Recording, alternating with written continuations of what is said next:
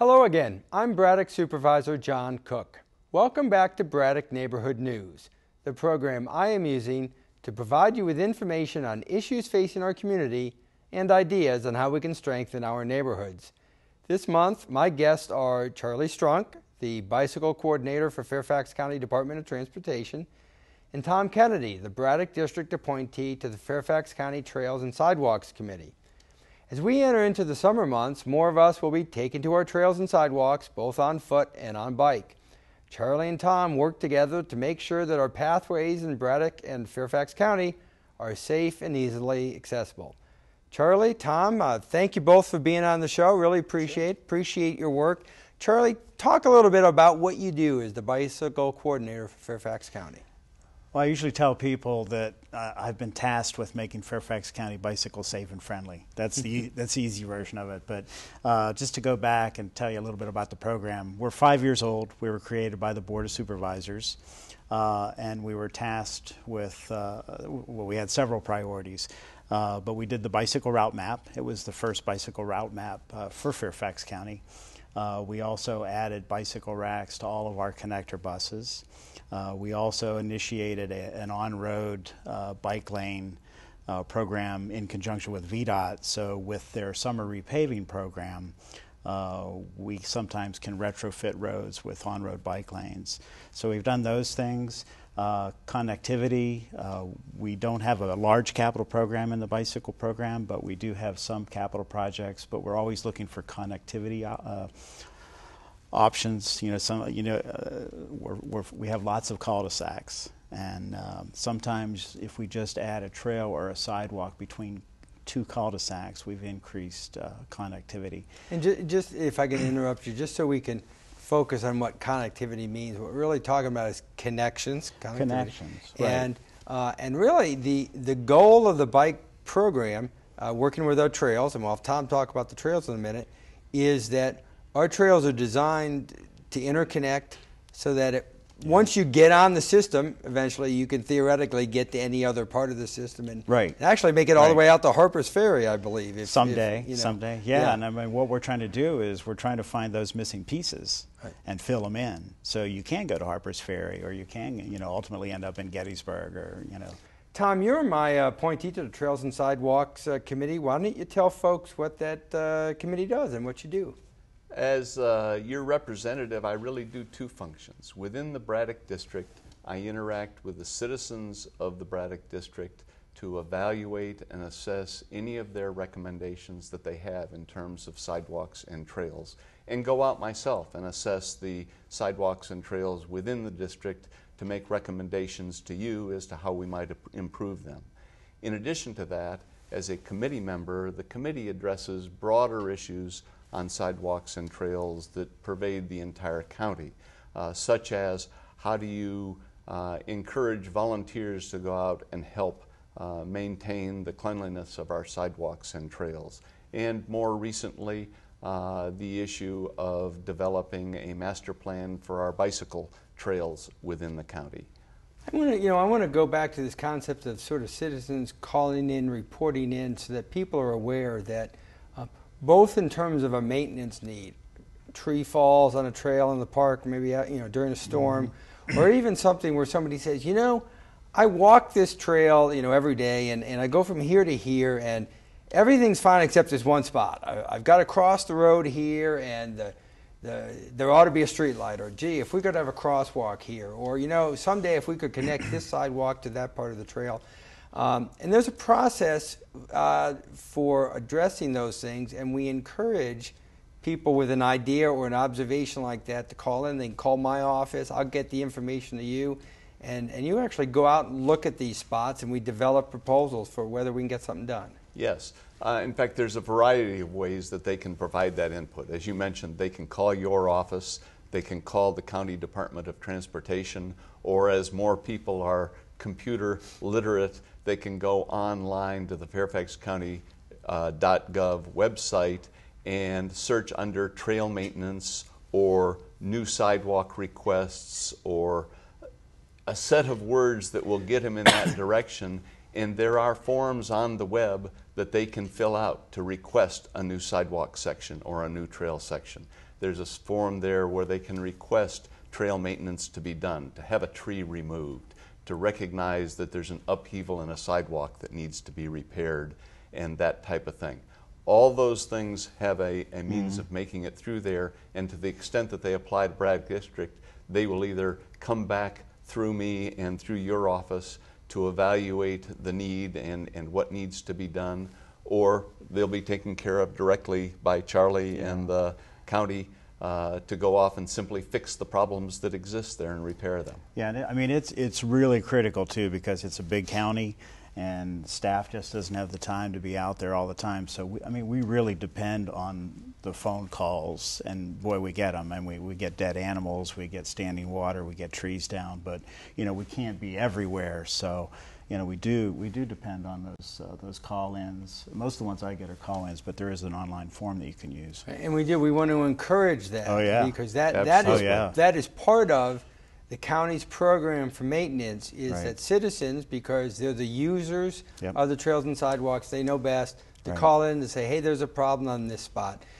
It would be not only difficult and inefficient, but not a good use of resources to pay hundreds of people to do nothing but walk the trails all day looking for problems when our citizens who are already walking the trails Right. can call in and say, hey, here's something you guys need to know about. Right. And it's important for citizens to realize that, to empower them to say, we do rely on their expertise. Yeah, I mean, there are eyes in our ears. Right. So. And that's critical as we come into the spring, where people are going to be out and walking on the trails, and we haven't had a harsh winter this winter, but there's clearly things that have come down and blocked trails and that type of thing.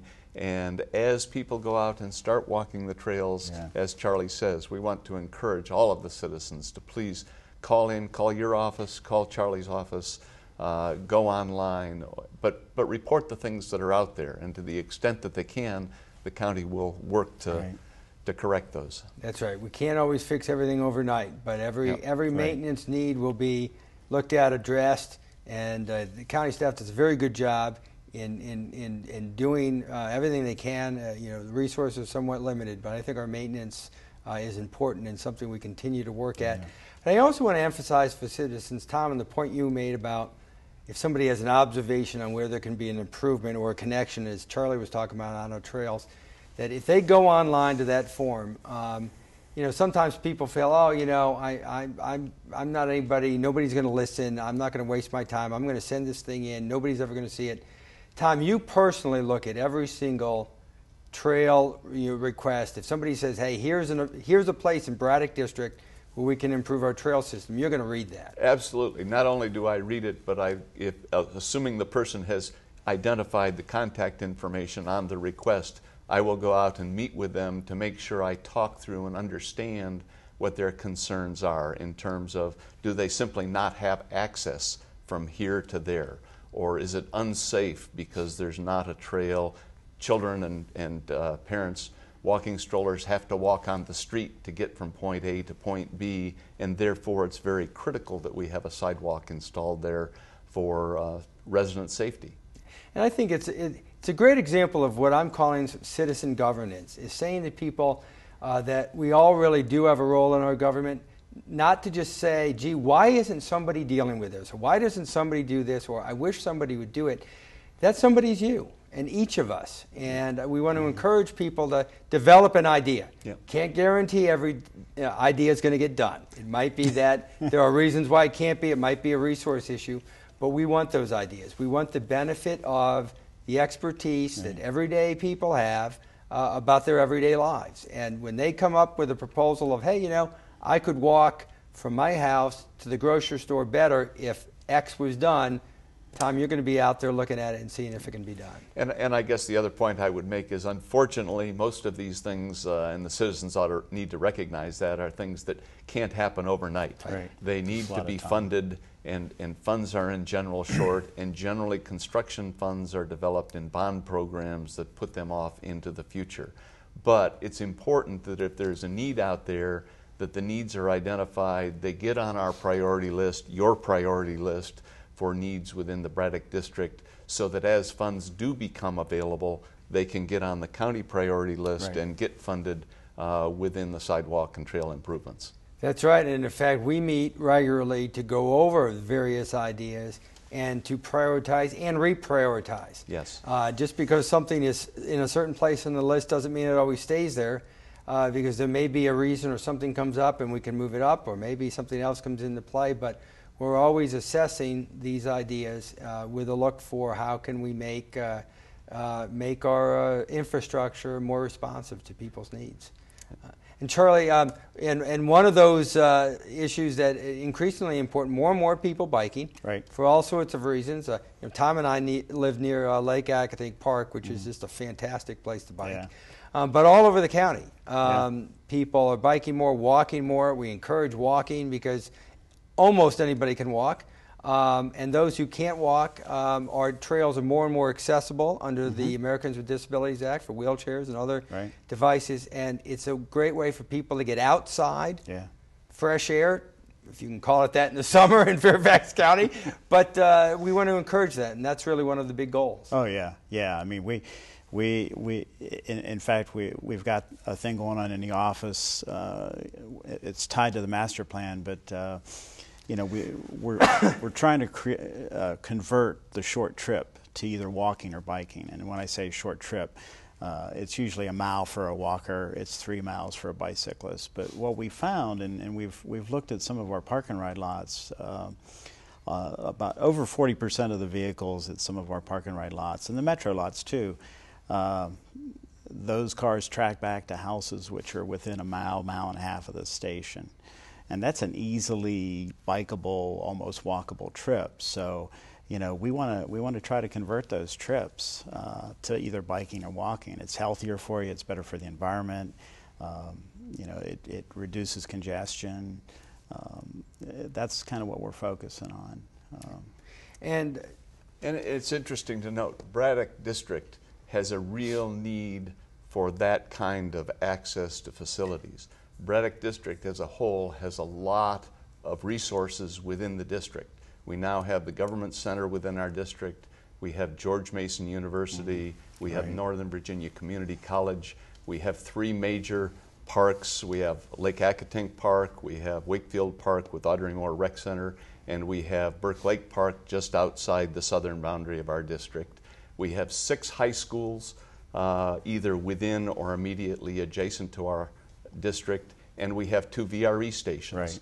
And with that spread, with that density of resource and the density of the housing within Braddock District, we have a real need to be able to get back and forth to all these locations. And accordingly, Braddock District has really done a very good job of providing major walkways throughout the district to be able to get to those. Everybody has their own sidewalks and trails within their neighborhoods that they can use to get around, to get to their elementary schools and that type of thing. But Braddock District also has major sidewalks and trails along the main routes throughout the district to allow people to get back and forth and access, either by pedestrian or by bicycle, all these resources that exist within the within the district. you know, that's a great point, Tom, that as a sort of general area, the question of how people get from place A to place B I spend more of my time and my office's time on that issue by far than any other issue. Because it might be roads, it might be trails, it might be, you know, walking and bike, it's cars, it's transit, you know, train, all these, just how we get around, making sure that we're accessible to everybody, and all these issues, so many issues. It might be a tree that fell in the storm on the sidewalk. People will call up, they say, you know, I run this trail every morning, and I can't run it, and there's a tree there, and if it's still there tomorrow, they're going to call again, and that's okay.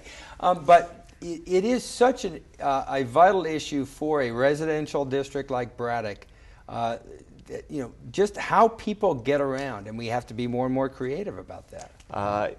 That topic is very interesting because there is a tremendous resource within the county to serve the residents, and that is if they go to the Fairfax County website and on the left-hand side look up maps, and click on that, the county has a variety of maps available to all its residents in terms of the bicycle map that shows all the bicycle roads that are accessible within the county.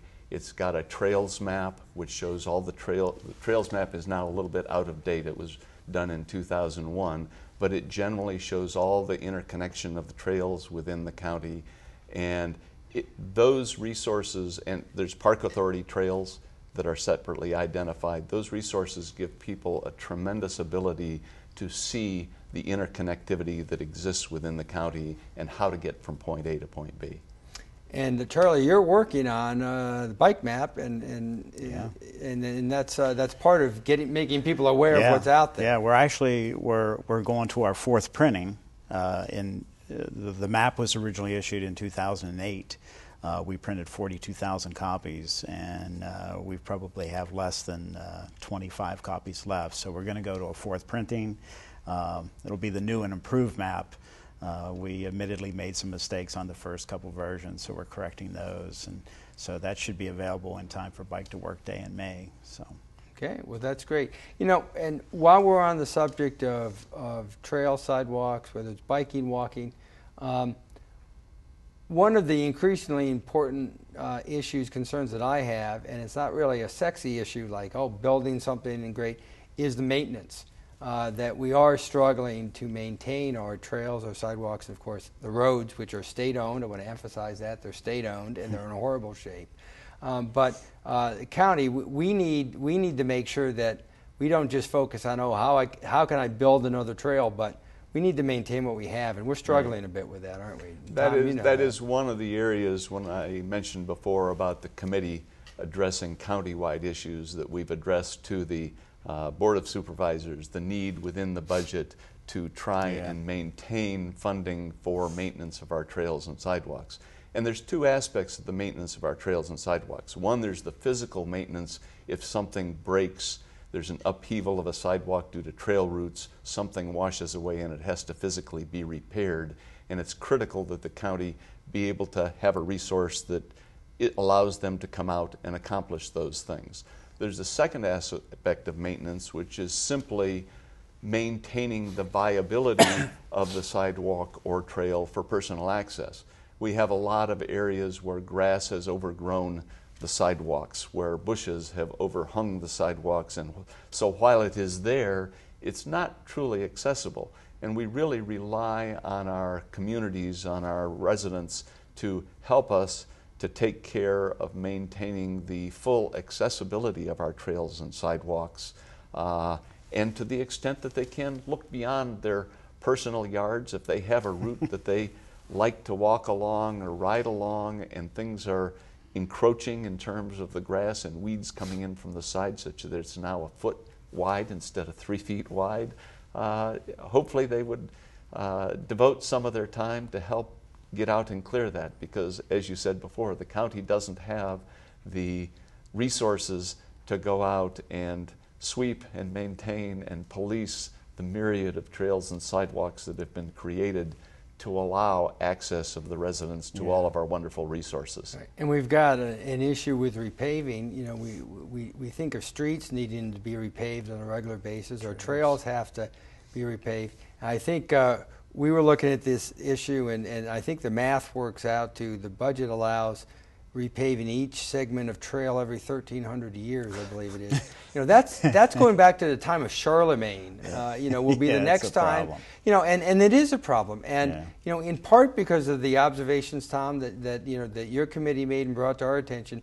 I sponsored a board matter with Supervisor Linda Smith of Providence District, asking the county executive to give us a report and a plan for our maintenance of all of our county facilities, buildings, trails, to come with his recommendations on the capital improvement program. So, you know, we like to focus on capital. What can we build? Oh, we can build a school or renovate. We can build a road project. And those are important.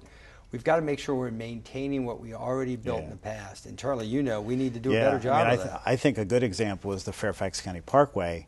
And that's our number one complaint. We get more complaints on the Parkway Trail than any other trail in the county. But the bottom line is the Parkway, sections of the Parkway have been repaved 2-3 times. and the trail has yet to be repaved. And you know, I came on board in 1986 working on the Fairfax County Parkway, so we do have contract sections which go back to 1986-87. The trails are just giving up, but yeah, maintenance is a big issue. And I think it's something that our residents really need to be aware of, that when it comes to infrastructure, it's a lot like our houses. We know that we ought to replace the roof every number of years. The furnace has to come, and you can game that for a little bit, right? But you know that if you don't replace things right on a proper schedule, bad things usually happen.